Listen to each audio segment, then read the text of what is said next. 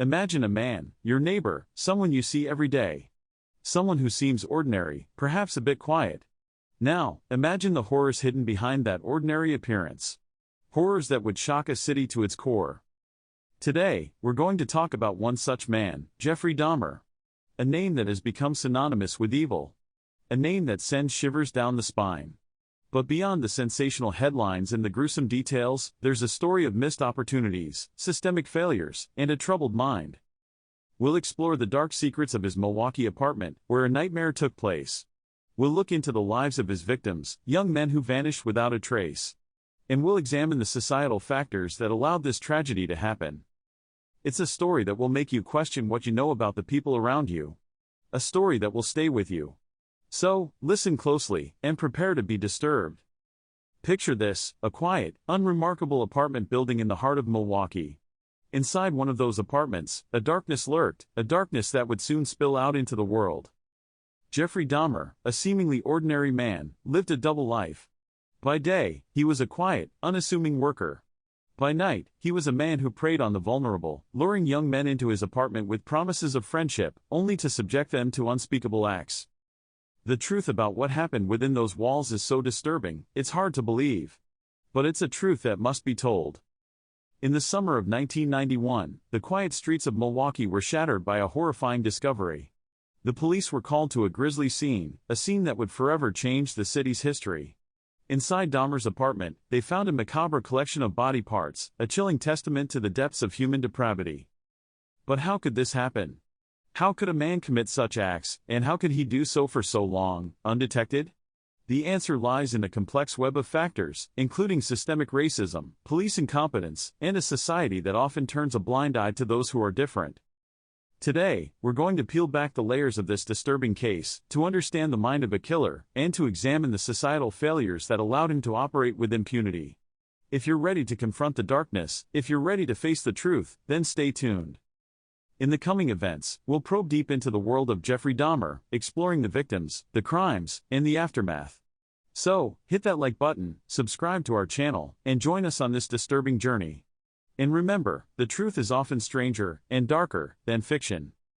Milwaukee, Wisconsin, early 1990s. A city balancing urban life with suburban normalcy. Amidst this ordinary backdrop, a darkness lurked, a darkness that would soon spill out into the world. Jeffrey Dahmer's apartment, located in the Oxford Apartments, became an unassuming hub for his crimes. It was a space where the ordinary met the extraordinary, where the mundane intersected with the macabre. The city of Milwaukee, like many urban centers, was grappling with societal tensions. Crime rates were on the rise, and marginalized communities were often overlooked by authorities. This backdrop of neglect and indifference would play a significant role in the unfolding tragedy. Jeffrey Dahmer, the man behind the horror, was a quiet, reserved individual, seemingly ordinary to his neighbors. But beneath his unassuming exterior, a troubled mind was taking shape. His childhood, marked by parental conflict and struggles with alcoholism, provided a glimpse into the darkness that would later consume him. The victims, young men from diverse backgrounds, were more than just statistics. They were individuals with dreams, aspirations, and loved ones who mourned their loss. Their lives were cut short, their potential extinguished by a cruel and twisted fate. As Dahmer descended deeper into darkness, his initial crimes, marked by a sense of secrecy and restraint, began to escalate. The quiet, reserved man gave way to a monster, driven by a growing fascination with control, death, and preservation. His acts became bolder, more grotesque, and more frequent. The city of Milwaukee, oblivious to the horrors unfolding within its borders, continued its daily routine. The police, overwhelmed by other cases and often biased against marginalized communities, failed to recognize the pattern of disappearances. The victims, many of them young, black men, were often dismissed as runaways or drug addicts. As the body count rose, the city remained unaware of the danger creeping in their midst. The quiet, unassuming neighbor, Jeffrey Dahmer, was a master of deception. He was a chameleon, blending seamlessly into the fabric of society. The Oxford Apartments, a seemingly ordinary building, housed a dark secret. Within its walls, a nightmare unfolded, a nightmare that would shock the nation and the world. Dahmer's modus operandi was both calculated and horrific. He would often lure his victims with promises of money or companionship.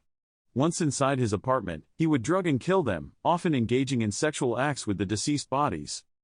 The apartment itself was a house of horrors, filled with disturbing objects and macabre scenes. Tools used for dismemberment, chemical substances for preserving remains, and a chilling collection of Polaroid photographs documenting his crimes were scattered throughout the space. The stench of decay filled the air, a testament to the horrific acts that had taken place within those walls. One victim, a young man named Tracy Edwards, managed to escape the clutches of the killer.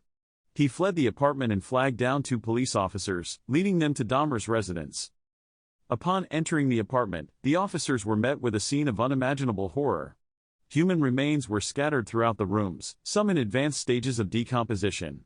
A human head was found in the refrigerator, a chilling reminder of the depths of Dahmer's depravity. The immediate reaction of law enforcement was shock and disbelief. They had never encountered such a horrific crime scene. The media frenzy that followed was intense, as news of the gruesome discoveries spread across the nation and the world. The quiet, unassuming neighbor had been exposed as a monster. The initial investigation into the crimes of Jeffrey Dahmer was a grim and shocking affair.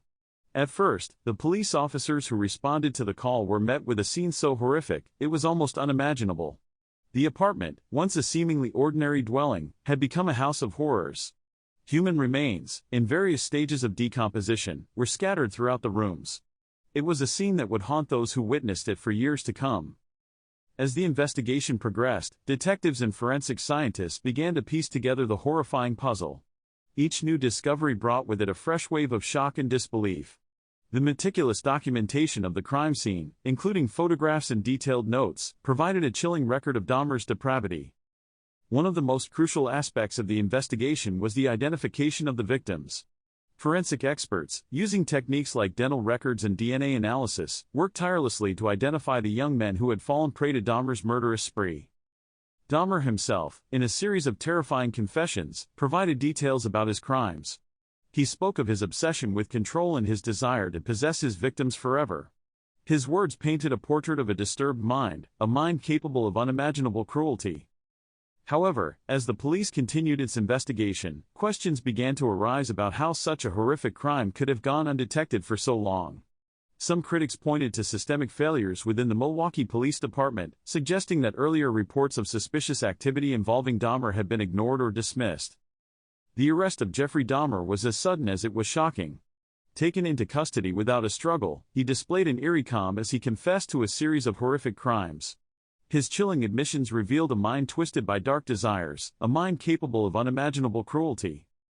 The trial that followed was a harrowing ordeal for the families of the victims. Heartbreaking testimonies painted a picture of young lives cut short, of dreams shattered, and of families forever scarred by grief. Dahmer himself, impassive and emotionless, sat through the proceedings, seemingly indifferent to the suffering he had caused. The courtroom was a tense and somber place, as the jury was presented with a mountain of evidence, including gruesome photographs and disturbing details of the crimes. The verdict, when it came, was a foregone conclusion: guilty on all counts. Sentenced to multiple life terms in prison, Dahmer was confined to a secure facility. However, his time behind bars was short-lived. In a brutal act of violence, he was murdered by a fellow inmate, bringing a tragic end to a life marked by darkness. The case of Jeffrey Dahmer remains a shocking reminder of the darkness that can creep within the human psyche. It is a tale of horror, obsession, and the ultimate betrayal of trust. The victims, whose lives were tragically cut short, will forever be remembered. The horror of Dahmer's crimes was compounded by the fact that they went undetected for so long. This raises serious questions about systemic failures and recognizing the signs of danger and protecting vulnerable individuals.